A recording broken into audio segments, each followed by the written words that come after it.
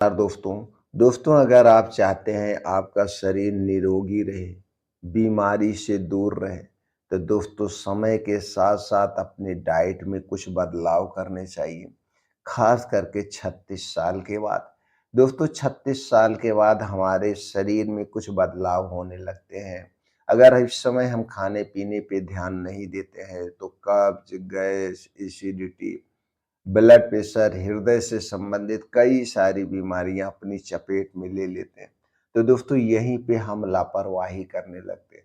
तो हमें लापरवाही नहीं करना चाहिए। अपने दिनचर्या में कुछ बदलाव करना चाहिए, अपने डाइट में कुछ बदलाव करना चाहिए और डेली रूटीन में दोस्तों कुछ ना कुछ योगा, प्राणायाम, मेडिटेशन करना चाहिए। इसी से संबंधित कुछ जानकारी आज के वीडियो में शेयर करेंगे, जो कि आपको दोस्तों बीमारी से बचा सकता है और जो 36 साल के बाद हमें बीमारियां होती हैं, उन बीमारियों से आप दूर रहें।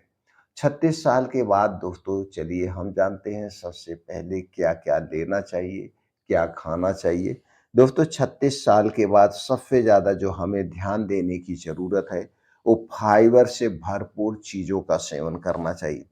फाइबर क्या है कि दोस्तों ये पाचन तंत्र से संबंधित जो बीमारियां होती हैं उनसे बचाता है। दोस्तों आपको फाइबर वाली चीजें खाने से क्या होता है, stroke, type 2 diabetes, cholesterol, cancer जैसे खतरे को कम करता है और खास करके गैस, कब्ज, एसिडिटी से बचाता है। तो फाइबर वाली चीजों की हम बात करें तो दोस्तों जैसे हरी साग सब्जियां, ताजे मौसमी फल, बीन्स, ड्राई फ्रूट्स, इनका सेवन आपको बढ़ा देना चाहिए। इन चीज़ों में दोस्तों सबसे ज़्यादा मात्रा में क्या पाया जाता है, प्रोटीन्स, विटामिन्स, फाइबर पाए जाते हैं, जो कि गैस, कब्ज, एसिडिटी से हमें बचाते हैं। इन्हें बढ़ा देना चाहिए अपने डेली रूटीन में। अब कुछ ऐसी चीज़ें उनको हमें बिल्कुल नहीं खाना चाहिए, उस पे बाद में बात करते हैं। तो सबसे पहले खाने वाली चीज़ पे बात कर देते हैं। दूसरी चीज़ दोस्तों हमें सबसे ज़्यादा ज़रूरत होती है उसके बाद ओमेगा 3, 6 एंड 9 फैटी एसिड का। दोस्तों यह जो है ऐसा पोषक तत्व है जो हमारे शरीर के लिए बहुत ज़रूरी है। यह हमारे मूड को बेहतर बनाता है, दिमाग को स्वस्थ रखता है और शरीर को कई सारी खतरनाक बीमारियों से बचाता है। यहाँ तक कैंसर जैसे बीमारी से हमारे शरीर की सुरक्षा करता है। ओमेगा 3 एंड 6, 9 फैटी एसिड वैसे दोस्तों सबसे ज़्यादा मांस मछली में पाया जाता है, गोश्त में पाया जाता है। लेकिन अगर आप शाकाहारी हैं, तो दोस्तों आपको अपने खाने में कुछ बीन्स की बात करें, अलसी का बीज, अलसी के बीज में सबसे ज़्यादा मात्रा में दोस्तों ओमेगा 3 फैटी एसिड पाया जाता है, सफ़ेद तिल है उसमें पाया जाता है, अखरोट में पाया जाता है, बादाम में भी कुछ मात्रा में पाया जाता है। अलसी के बीज का सेवन दोस्तों 2 तरीके से आप कर सकते हैं। पहला तरीका है इसे भिगो करके, दूसरा तरीका है इसे भून करके। यही 2 तरीके से ही इसे प्रयोग करिएगा, कच्चा कभी मत खाइएगा। कच्चा खाने से दोस्तों आपको खतरनाक नुकसान पहुँचा सकता है। अगर आप भिगो के खा रहे हैं तो कितना ले सकते हैं दोस्तों, 1 से 2 चम्मच। 1 से 2 चम्मच आप डेली ले सकते हैं, इसे रात में भिगो दीजिए। या फिर सफ़ेद तिल और अलसी के बीज को लेकर के भून करके आप पाउडर बना के रख लीजिए। पाउडर दोस्तों जब भी आप अपने खाने में या दूध में मिला के किसी में भी मिला करके 1 से 2 चम्मच पाउडर आप डेली ले सकते हैं। इससे आपके शरीर में ओमेगा 3 फैटी एसिड की कमी नहीं होगी। तो उसके बाद अगली चीज़ है आपके खाने में जो शामिल होना चाहिए, जो हड्डियाँ मांसपेशियों को मजबूत बनाता है, वो है कैल्शियम और विटामिन डी।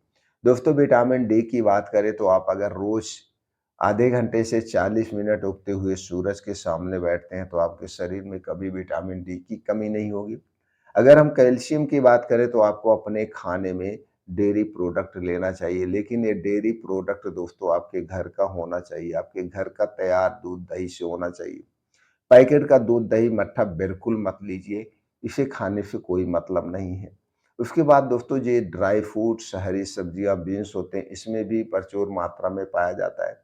नहीं तो सबसे अच्छा विकल्प है दोस्तों सफेद तिल।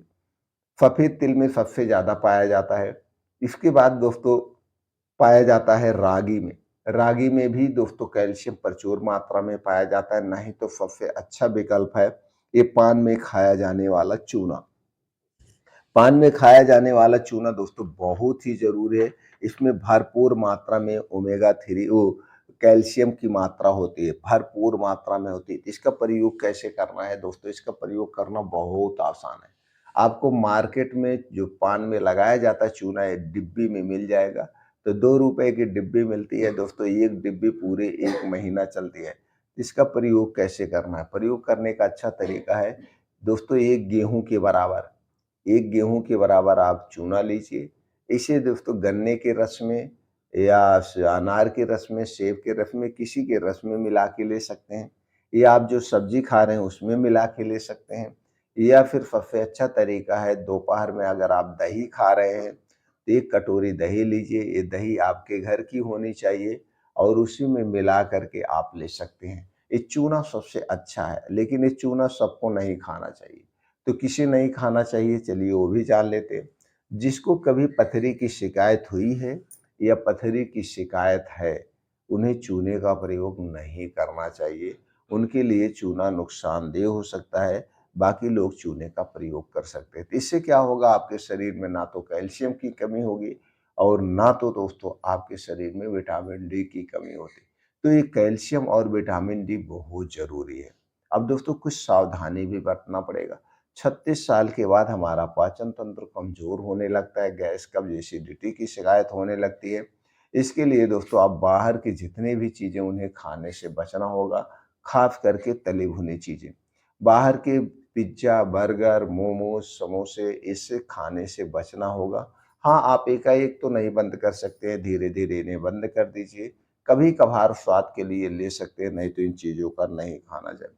इसके बाद दोस्तों हमें कोल्ड ड्रिंक्स हमारे पाचन तंत्र के लिए सबसे ज़्यादा नुकसानदेह है। कोल्ड ड्रिंक्स हमें कभी नहीं पीना चाहिए। कोल्ड ड्रिंक्स शराब से भी ज़्यादा खतरनाक है। कोई भी ठंडा पेय पदार्थ हमें नहीं लेना चाहिए, क्योंकि दोस्तों ये हमारे शरीर के कफ दोष को बढ़ाता है। ठंडा पेय पदार्थ दोस्तों हमारे शरीर के बैलेंस को डिसबैलेंस कर देता है, क्योंकि हमारा शरीर जो है उसका टेम्परेचर 36 से 37 डिग्री सेल्सियस होता है। जब भी हम कोई ठंडी चीज़ लेते हैं तो उससे नुकसान करती है। इसलिए हमें रूम टेम्परेचर का खाना खाना चाहिए, रूम टेम्परेचर का पानी पीना चाहिए। इन बातों को विशेष तौर पे हमें ध्यान देने की ज़रूरत है। बाहर की तली भुनी चीज़ें, पैकेट बंद, डिब्बा बंद जो भी चीज़ें हैं दोस्तों, वो सारी चीज़ें अगर मीठी है तो चीनी और मैदे से बनाई गई है। अगर तीखी चीज़ है तो उसमें भरपूर मात्रा में नमक और लाल मिर्च का प्रयोग किया जाता है। इसलिए पैकेट वाली कोई भी चीज़ हमें नहीं खाना चाहिए। हमें हमें अपने घर का शुद्ध खाना चाहिए। घर के खाने बनाने में दोस्तों हमें रिफाइंड पाम ऑयल तेल, चीनी, मैदे का प्रयोग नहीं करना चाहिए। अब डेली रूटीन में दोस्तों अपने शरीर की एक्टिविटी बढ़ाने के लिए 36 साल के बाद 2 घंटे का समय आपको ज़रूर निकालना है।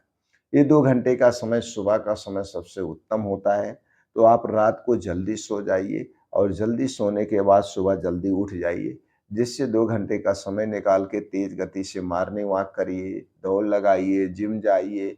आपको जो पसंद है अपने इच्छा अनुसार करिए, कुछ योगा करिए, प्राणायाम करिए, मेडिटेशन करिए। इससे आपका शरीर स्वस्थ रहेगा। और दोस्तों खाने पे विशेष ध्यान देना है, भर पेट खाना कभी नहीं खाना है। सूर्योदय के 2 घंटे के बाद आपको खाना शुरू कर देना है और 2 सूर्यास्त के 1 घंटे बाद अपना खाना निपटा लेना है। यानी कि सूर्य जब निकल जाए उसके 2 घंटे के बाद खाना शुरू कर सकते हैं और सूर्यास्त के 1 घंटे के पहले अपना खाना बंद कर देना चाहिए। ये सबसे अच्छा तरीका है प्रकृति का। अगर इस तरह से आप अपने खाने पे विशेष ध्यान देते हैं, तो आप हमेशा स्वस्थ और निरोग बने रहेंगे। दोस्तों ये दिनचर्या आपको हर एक बीमारी से बढ़ाए बचाएगी।